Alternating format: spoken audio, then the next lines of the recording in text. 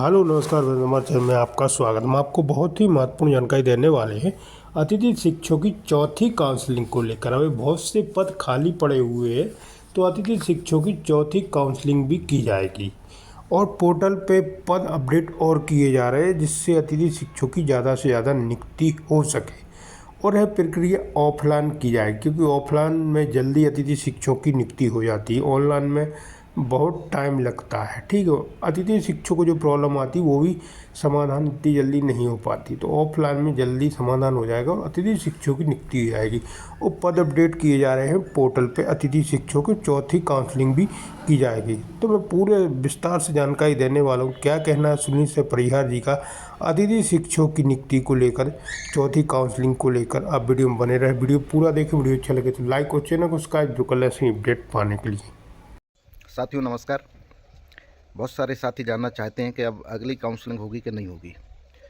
मैं बताना चाहता हूं कि अभी भी बहुत सारे पद रिक्त हैं और चौथी काउंसलिंग होना चाहिए।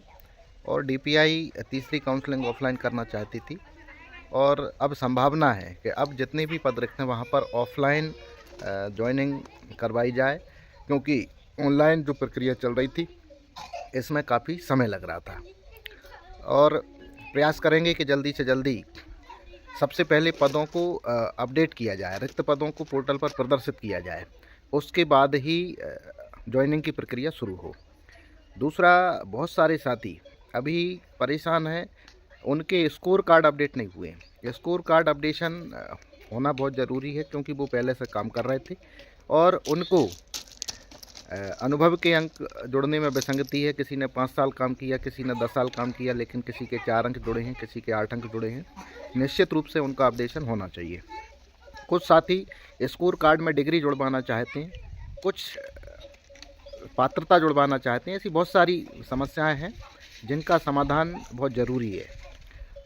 उसके लिए भी हम आयुक्त महोदय से चर्चा करके प्रयास करेंगे कि 1-2 दिन के लिए पोर्टल खुल जाए, क्योंकि कुछ साथी ऐसे भी हैं जो डिग्री जुड़वाने के लिए जो रिलीव हो गए थे, पिछले सत्र में कार्यरत थे, लेकिन चूंकि दोबारा से फिर से उनकी ज्वाइनिंग नहीं हो पाई, जिसकी वजह से वो आज भी दर दर की ठोकर खाते फिर रहे हैं।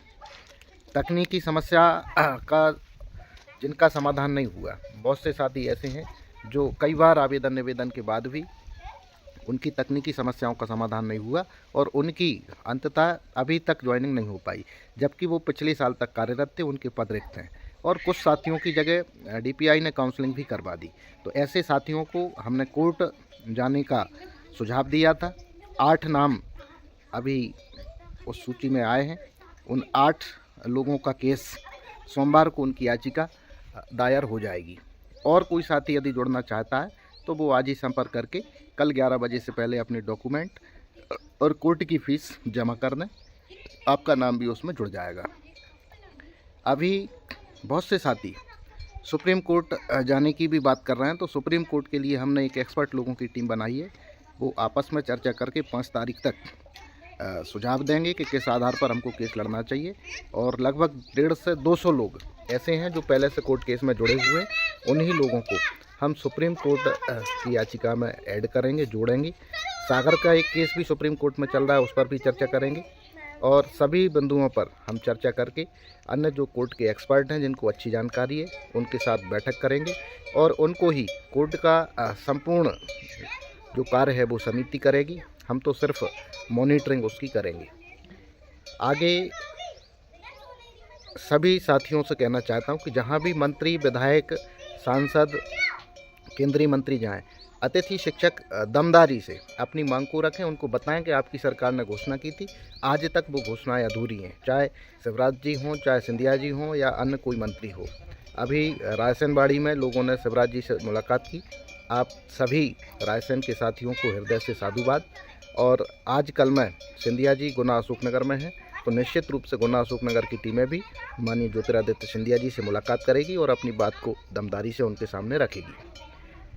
अभी डिंडोरी में एक घटना हुई है, उस घटना का पूरे प्रदेश के लोगों को विरोध करना चाहिए। हमारा एक साथी 10 साल से कार्यरत था, उसको दुर्भावना से हेडमास्टर ने और वहाँ के दबंग लोगों ने हटा दिया था, और जिसके कारण अधिक तनाव होने से वो बीमार हो गया और 2-3 दिन में ही उसकी डेथ हो गई। तो निश्चित रूप से प्रधानाध्यापक और जो भी दबंग लोगों के दबाव में उनको हटाया था, ऐसे लोगों पर एफआईआर करवाने के लिए हम खुद डिंडोरी जाएंगे। डिंडोरी एसपी साहब से बात करेंगे, कलेक्टर साहब से बात करेंगे और आजीवन कारावास की सज़ा ऐसे लोगों को होना चाहिए। अतिथि शिक्षकों के साथ जो अत्याचार हो रहे हैं वो अत्याचार रुकना चाहिए। हम खुला विरोध करते हैं और माननीय मुख्यमंत्री जी से भी हम आग्रह करते हैं कि ऐसे जो कर्मचारी हैं जिनकी वजह से उसको जान गंवाना पड़ा, उनको कड़ी से कड़ी सज़ा होना चाहिए। पूरा संगठन के अतिथि शिक्षक जो हैं वो साथ हैं और आने वाले समय में हमारा विधानसभा सत्र से पहले जेल भरो आंदोलन की रूपरेखा है, उस पर भी हम आगे की वीडियो में चर्चा करेंगे। धन्यवाद।